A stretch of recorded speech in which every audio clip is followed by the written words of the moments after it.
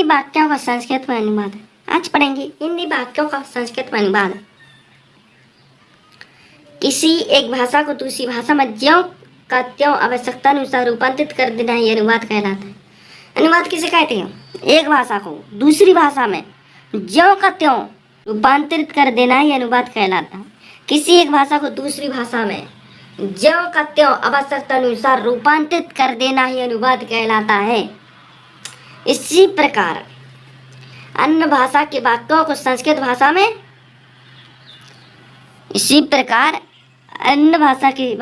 संस्कृत भाषा में रूपांतरित कर देना ही संस्कृत अनुवाद कहलाता है। जैसे मोहन पढ़ता है यह हिंदी शब्द है और इसका संस्कृत अनुवाद होगा मोहन पढ़ती ही। क्या होगा? मोहन पढ़ती। सभी भाषाओं में भाव प्रकाशन माध्यम वाक्य ही होता है। कर्ता और क्रिया वाक्य रूपी भवन के दो दृढ़ स्तंभ होते हैं। कौन से दृढ़ स्तंभ होते हैं? कर्ता और क्रिया के संबंध होते हैं, एक दूसरे के संबंध होते हैं। अतः कर्ता और क्रिया का संबंध सुदृढ़ होता है। संस्कृत में यदि शब्दों के क्रम में और फिर करने में अर्थ कोई परिवर्तन नहीं होता, फिर भी अनुवाद भी सरलता के लिए संस्कृत के वाक्यों का क्रम भी हिंदी के समान ही होता है। संस्कृत का किस प्रकार होता है? हिंदी के वाक्यों की तरह ही होता है। संस्कृत का अनुवाद हिंदी के वाक्यों की तरह ही होता है। पहले कर्ता, फिर क्रम, फिर क्रिया। पहले कर्ता का प्रयोग किया जाता है, फिर क्रम का प्रयोग किया जाता है, फिर क्रिया का। संस्कृत में कोई भी शब्द विभक्त रहित नहीं होता है। इसकी क्रिया में लिंग भेद नहीं होता है। तीनों लिंगों में क्रिया समान होती है। तीनों लिंगों में क्रिया कैसी होती है? समान होती है। अनुवाद के कुछ आवश्यक अंग नियम लिखित हैं। का वचन। संस्कृत में 3 वचन होते हैं। वचन कितने होते हैं? संस्कृत में 3 वचन होते हैं। नंबर 1 एक वचन है। जहाँ एक वस्तु के लिए, जहाँ एक व्यक्ति हो वहाँ एक वचन कह सकते हैं हम लोग। जहाँ एक व्यक्ति हो वहाँ एक वचन कह सकते हैं। जहाँ एक वस्तु हो वहाँ एक वचन कह सकते हैं। नंबर 2 द्विवचन। जहाँ 2 वस्तु हो वहाँ द्विवचन होता है। जहाँ 2 व्यक्ति हो वहाँ द्विवचन होता है। जहाँ 2 कोई भी चीज हो वहाँ द्विवचन कह सकते हैं। नंबर 3 बहुवचन। जहाँ 2 या 2 से अधिक वस्तु हो, जहाँ 2 या 2 से अधिक वस्तु हो, जहाँ 2 या 2 से अधिक व्यक्ति हो, जहाँ 2 या 2 से अन्य चीजें हो, जहाँ 2 या 2 से अधिक चीजें होती हैं उसे बहुवचन कहते हैं। उसे कौन सा वचन कहते हैं? उसे बहुवचन कहते हैं। हाँ, पुरुष किसे कहते हैं? संस्कृत में 3 पुरुष होते हैं। संस्कृत में कितने पुरुष होते हैं? 3। उसे प्रथम पुरुष,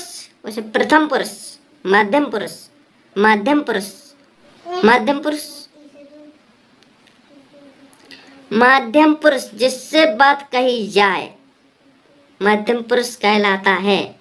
प्रथम पुरुष किसे कहते हैं? प्रथम पुरुष जिसके विषय में बात कही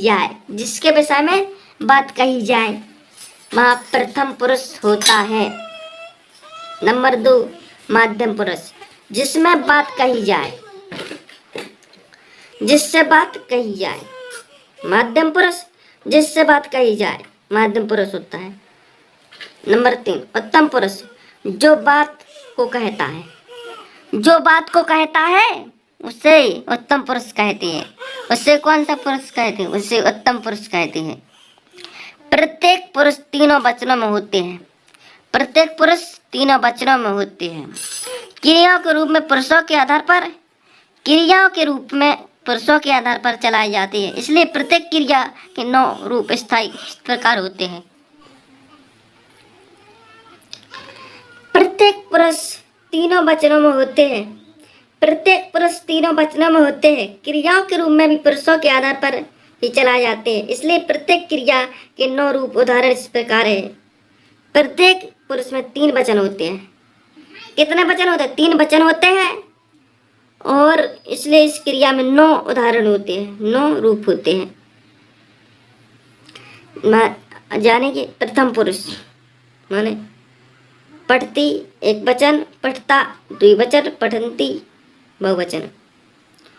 मध्यम पुरुष में पठसी एक वचन, पढ़ता द्विवचन, पठत बहुवचन। उत्तम पुरुष में पठामी एक वचन, पठाओ द्विवचन, पठामा बहुवचन। अब पूरा जानेंगे। पठती पठता पठन्ति, पठसी पठत पठत, पठामी पठाओ पठामः।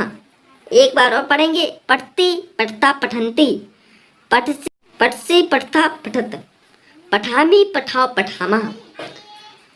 क्रियाओं के साथ प्रत्येक पुरुष के प्रत्येक वचन में जोड़ने वाले कर्ता भी नौ माने जाते हैं।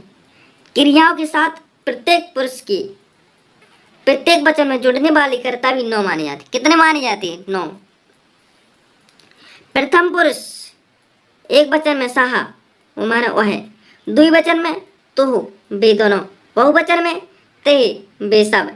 मध्यम पुरुष एक वचन में त्वयम, माने तुम। द्विवचन में युवाम, युवाम माने तुम दोनों। बहुवचन में युवाम माने तुम सब, युवाम माने तुम सब। उत्तम पुरुष में अयम माने मैं, हम। द्विवचन में आवाम माने हम दोनों। बहुवचन में वयम माने हम सब।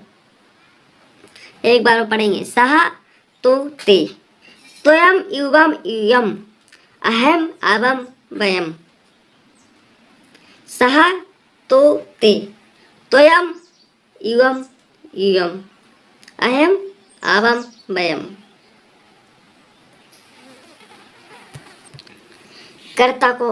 कर्ता तो आपको पता ही होगा क्या होता है। क्रिया के करने को कर्ता कहते हैं। जो क्रिया करता है उसे कर्ता कहते हैं। जो व्यक्ति क्रिया जिसमें किसी काम का करना होना पाया जाता है उसे क्रिया कहते हैं। क्रिया किसी व्यक्ति जो काम कर रहा है, कोई व्यक्ति जो काम कर रहा है उसे क्रिया कहते हैं। उसे क्या कहते हैं? क्रिया। काल, क्रिया के तीन प्रमुख काल होते हैं। क्रिया के कितने काल होते हैं? तीन। वर्तमान काल जिसमें चालू समय का बोध होता है वह वर्तमान काल को कहलाता है। जिसमें आज के बारे में बात कही जाए माने आज, वर्तमान। इसके लिए लड लकार का प्रयोग होता है। इसके कौन सा प्रयोग होता है? लड लकार का। वर्तमान काल जिसमें चालू समय का बोध हो वह वर्तमान काल है। इसके लिए लड लकार का प्रयोग होता है। इसके लिए कौन सा प्रयोग होता है? लड लकार का प्रयोग होता है। भूतकाल जिससे बीता हुआ समय को बोध होता है वह भूतकाल कहलाता है। जो समय बीत चुका है उसे भूतकाल कहते हैं। जो समय निकल चुका है उसे भूतकाल कहते हैं। उसे कौन कहते हैं? भूतकाल।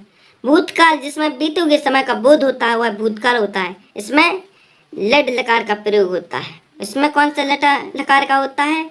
लड लकार का प्रयोग होता है।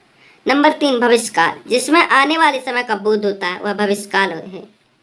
जो समय आने वाला उसे भविष्यकाल कहते हैं। आने वाले समय को भविष्यकाल कहते हैं। भविष्यकाल जिससे आने वाले समय का बोध होता है वह भविष्यकाल है। वह भविष्यकाल है। इसमें लिड लकार का प्रयोग होता है।